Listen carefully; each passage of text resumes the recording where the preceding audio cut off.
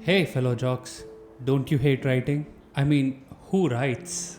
Nerds? If you believe that, then you'll find yourself in company with the Vedic civilization. They literally didn't write anything down. And the only reason why the Vedas were written down were because a bunch of kings forced them to be written down. So then, how did such a complex society and religion survive? That's simple.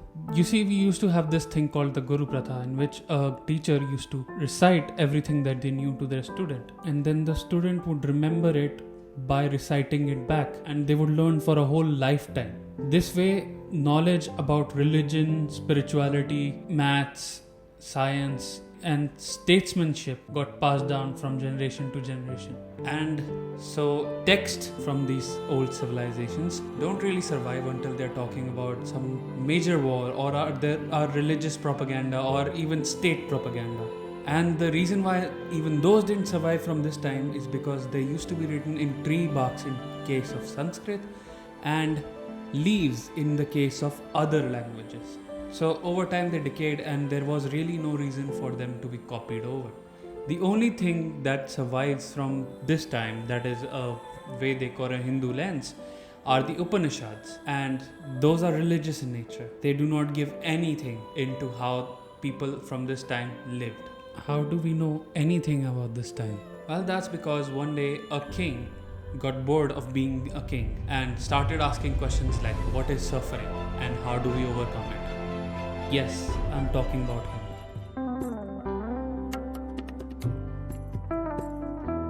Once Siddhartha Gautam achieved enlightenment, he gathered a group of people that wanted to write things down. You have to understand that religion at this point was very selective. Only a few people that were chosen by the Brahmins were able to learn anything about the religion. And for everyone else, they had to hire a Brahmin to do their religious duties, to make their lives better in some way. And Buddhism, it became a rebellion to that. It would teach its version of spirituality to anyone that would listen, regardless of their caste. Yay, caste system solved.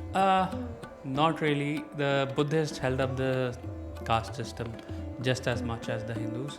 I mean, they did allow for more movement in between castes, and they did allow for more knowledge to be passed around for majority of people, but they treated the lowest caste, which was the Shudras, the same as the Hindus. So anyway, what did the Buddhists write about this time? There are 16 Mahajanpadas, and this is how they are listed. Most of these kingdoms shifted from the western half of the Ganga valley to the eastern half, from the western UP area to eastern UP and western Bihar area. And it was in this time that the Kshatriya race grew from just being another caste to being one of the most important castes of the land. Kingdoms before this time, in the Vedic era, used to only have one city and a few villages around it. But during the era of Mahajanpada, there could be multiple cities within one kingdom, and they stretched in vast swaths of land. And while these kingdoms spread all the way from Pakistan to Bengal, from Himalayas to Andhra Pradesh, there were kingdoms further south and further east to these as well. But since they didn't have either a major religious Hindu authority or even a Buddhist core, they didn't write anything down. 4 Mahajanpads were major players of this time. First one being,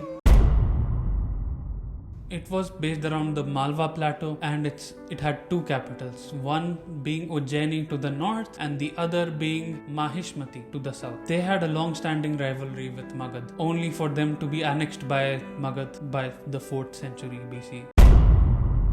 It was located in the Awadh region of UP, and its capital was Ayodhya. And it stretched so far that the birthplace of Buddha was within its territories. It was situated along the Yamuna river, with its capital being close to Allahabad. It had Buddhism as its state religion, and it later got annexed by Avanti, which also then got annexed by Magad. This was the empire we call the Mauryan Empire. Maurya was one of the many dynasties that got to rule this particular empire. And even during the time of Mahajanpads, they had started expanding and become the first empire. If the rest of the 3 out of 4 major kingdoms of this time supported Buddhism to a certain degree, Magad was a complete Vedic hotspot. It did not allow Buddhism to thrive. Ironic. They had the most ambitious rulers and the most advanced use of steel, which helped them both in agriculture and in warfare.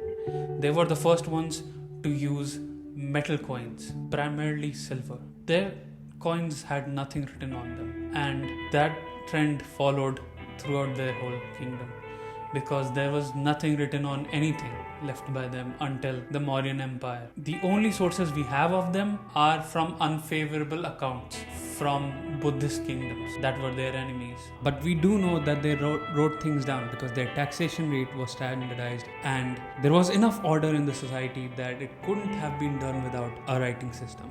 But what they did write was probably written on leaves or tree barks, so their writing didn't survive. Overall, in this age, the civilization spread in every direction and caste system had crystallized. It gave rise to India's first empire, and it gave the first challenge to the Brahmin order of the Vedic religion through Buddhism. Buddhism and Jainism became the only way that a commoner or even a soldier could participate into the spiritual and religious life of the times. Because of that, most kings started to adopt Buddhism and it grew in prominence during this time. This period, even though it changed India's face forever, is mired in secrecy because there are no texts from this time that survived aside from the Upanishads and some Buddhist and Jain texts. And it was at the end of this period that Alexander the Great invaded India.